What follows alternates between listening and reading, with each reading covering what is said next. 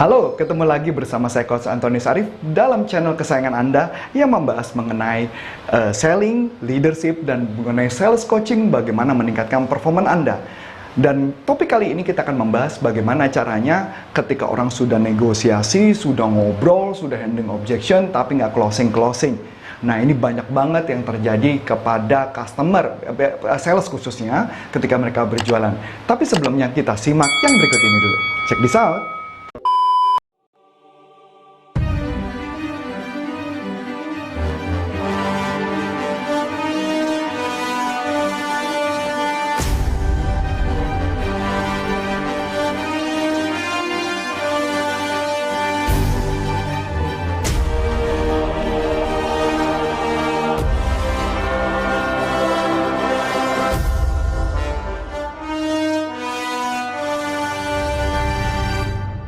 Cuman kalau melakukan tangan teknik seperti ini, ada bahayanya.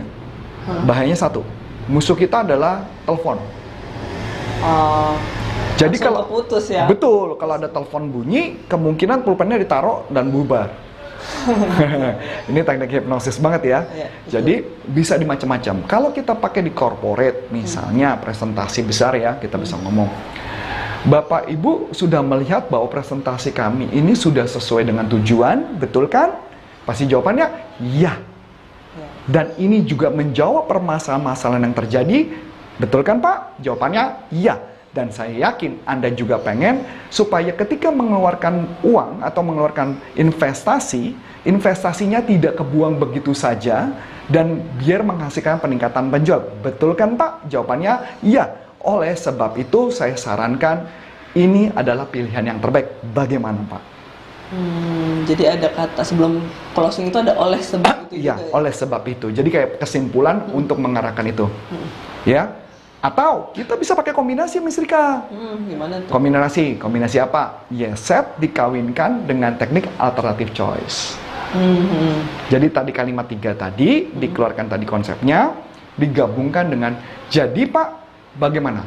Apakah kita akan deliver minggu depan atau 2 minggu lagi? Ya betul, bisa. Ya, yang penting adalah bagaimana kita memahaminya. Nah, itu adalah sebenarnya kalau dipikir-pikir, ya set conditioning itu sebenarnya seperti rangkuman sih Miss Rika. Oh gitu ya. Dia merangkum dari problem mereka, Ya. apa yang mereka butuhkan, kita rangkum semua menjadi satu dan langsung memberikan pengarahan.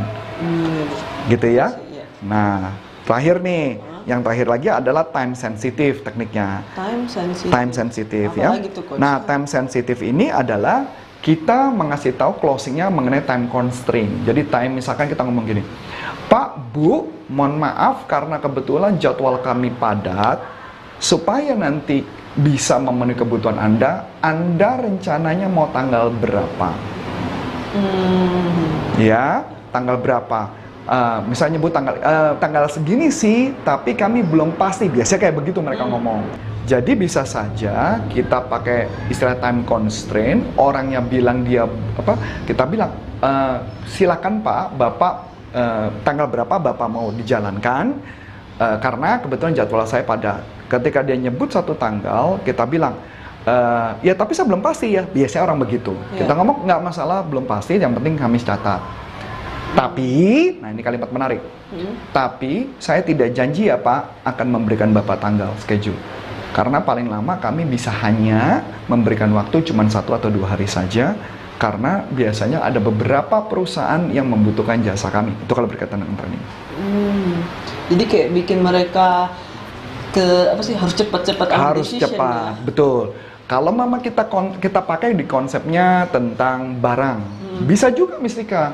Mohon maaf nih Pak, barang tinggal 10. Dan ini 1 hari rata-rata penjualannya bisa sampai 7 sampai 8. Jadi saya tidak berjanji sama Bapak bahwa barang ini masih tetap ada.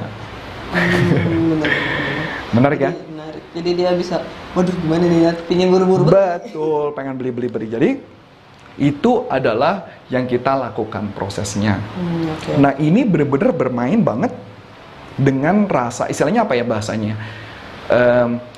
Ini kata kunci ya. Teknik ini baru bisa berhasil kalau kita memang menggunakan teknik menggali informasi dulu, mendapatkan kebutuhannya, kemudian benar-benar sudah presentasinya sesuai kebutuhan, dan sudah handling objection dengan baik, maka teknik ini berjalan dengan baik. Tetapi kalau kita sudah tidak sesuai kebutuhan, presentasinya juga salah gitu ya, dan tidak bisa teknik handling objection, nggak ada buying signal, mau Anda closing juga percuma. Oke. Sebenarnya closing itu sebenarnya sederhananya apa ya? Ya tadi saya katakan ke Miss Rika bahwa ini adalah rangkuman dari semua yang tadi kita tawarkan. Oke. Tapi aku ada nemu sesuatu. Boleh. Gimana Miss Rika? Dari semua yang tadi itu sebenarnya mereka ada asumsinya dulu ya. Maksudnya asumsinya udah pasti beli dulu lah. Betul. Mereka sudah pakai asumsi, mereka tertarik membeli. Jadi memang tugasnya kita sebagai seorang sales adalah memberikan possibility ini akan apa ya? Akan benar-benar mereka beli gitu ya. Saya ambil contoh Miss Rika, ya. Nggak semua jualan saya, kalau saya menjual itu selalu berhasil, tidak juga. Hai teman-teman, kita ada channel baru nih, channelnya Coach Arif mengenai NLP. Untuk teman-teman yang penasaran NLP itu apa dan kegunaannya di kehidupan sehari-hari, jangan lupa di subscribe ya di channel NLP Leadership Indonesia. Thank you. Jadi maksud saya, kita ada konsep yang namanya kualifikasi customer. Jadi percuma kalau saya tidak, customer yang kita datengin, kita presentasi tidak memenuhi 4 unsur. Yang kita sebut namanya BANT. Yang B adalah budget, orang itu nggak punya budget, percuma kita bahas gitu loh ya. Orang nggak punya budget, kita tawarin, udah presentasi capek-capek gitu kan ya. Nah, saya tuh nggak akan berusaha gila-gilaan tuh, saya nggak akan ngempus gila-gilaan untuk sampai closing, saya nggak mau. Jadi dari awal saya sudah, jadi kalau tim saya juga kadang-kadang kalau kita ngeliat, mereka suka bingung gitu kok sama saya kan, bahkan Miss Rika juga mungkin ngalamin tuh, kok kenapa Coach Arif bisa, yang ini kayaknya agak dipaksa, yang lain nggak dipaksa gitu. Karena saya ngeliat 4 unsur. Satu yang tadi, ada budgetnya apa enggak? Kalau nggak ada budget, percuma kita bahas. Yang kedua, orang itu mempunyai otoritas apa enggak? Ya, otoritas. Yang ketiga, orang itu butuh apa enggak? Kalau diajak ngomong orangnya acuh tak acuh, pasti saya nggak akan terusin tuh. Nah, mungkin Miss Rika pernah dengar tuh. Waktu itu pernah saya presentasi dengan salah satu sales kita yang di perusahaan oil, mungkin Miss Rika masih ingat? Yang ketika saya presentasi kelihatan saya butuh antara butuh dan tidak butuh. Nah, itu kenapa? Karena saya menemukan mereka nggak ada kebutuhannya. Jadi nggak serius, betul, nggak serius. Jadi buat apa saya mati-matian? Makanya waktu itu saya presentasi cuman hanya dalam waktu nggak sampai 30 menit saya sudah close itu. Malah mungkin cuma 20 menit saya close tuh. Ya. Nah, yang terakhir adalah time, durasi. Jadi maksudnya ini masih panjang nggak? Kemungkinan closing ada nggak? Atau mereka pakai jasa kita kapan? Jadi saya nggak mau capek-capek dari awal. Karena gini, customer kita kan banyak Miss Rika. Kan nggak mungkin kita garap semua, nggak mungkin. Jadi kita hanya fokus kepada 4 ini. Jadi kalau dia ada budget, orang-orang yang tepat, dia butuh, dan waktunya waktunya sudah dekat, atau memang butuh, baru kita eksekusi. Malah yang menarik kan nih Miss Rika. Nah ini sebenarnya saya mau istilahnya curhat dikit nih, ini menarik Miss Rika. Jadi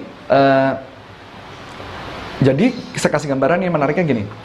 Waktu kemarin gitu ya, jadi ketika saya ada satu project yang saya presentasi gitu ya, dari awal ketika saya presentasi, saya memberikan istilahnya ada teknik yang namanya inokulasi. Dan nanti kalau teman-teman mau tahu inokulasi apa, itu ada videonya, nanti tinggal diklik linknya ya. Jadi dari awal saya sudah tahu kalau ketika customer siklusnya sudah tidak benar jualannya, maka saya langsung handling dari awal. Maksudnya siklusnya tidak benar tuh gimana? Miss Rika tahu tentang buying cycle? Ya. Ya kan, di buying cycle kan yang pertama kalau kita ngomong penjualan, buying cycle yang pertama adalah sadar atas kebutuhan. Yang kedua adalah menemukan sadar kebutuhan, yang kedua baru mereka melakukan riset dan membandingkan. Yang ketiga adalah mereka kemudian ada mengurangi resiko, dan terakhir baru closing, betul kan? Nah, ketika orang minta penawaran itu artinya apa? Berarti mereka sudah sadar atas kebutuhannya. Berarti sadarnya sama siapa? Bisa jadi bukan sama kita, betul nggak? Jadi kalau dia sadar atas kebutuhan bukan sama kita, ngapain kita jualan? Ya. Karena kan habis itu mereka harus pasti compare tadi yang siklusnya. Exactly, makanya berarti mereka compare dong. Iya. Jadi buat apa saya capek-capek? Kalau dari awal, kalau mereka sudah ada yang kunci speknya, buat apa saya capek-capek? Yang saya lakukan adalah saya tidak ngejar project itu, tapi saya ngejar project next-nya. Tetapi, saya menggunakan teknik inokulasi untuk menghandle situasi. Kalau berhasil bagus, maka kebuka lagi pintunya. Tapi kalau nggak berhasil bagus, ya sudah, nggak masalah. Makanya biasanya saya ngomong, Pak, biasanya sih kalau orang yang minta, nah ini cara saya ngomong, Pak, kalau orang yang langsung minta proposal sih biasanya siklusnya itu kita sudah kurang tepat sih Pak. Biasanya sih sudah kunci spek. Ya, udah ada pilihan. Sudah ada pilihan. Ya saya nggak tahu sih Pak, itu no issue buat kami. Nah langsung saya tunjukkan kelebihan kita.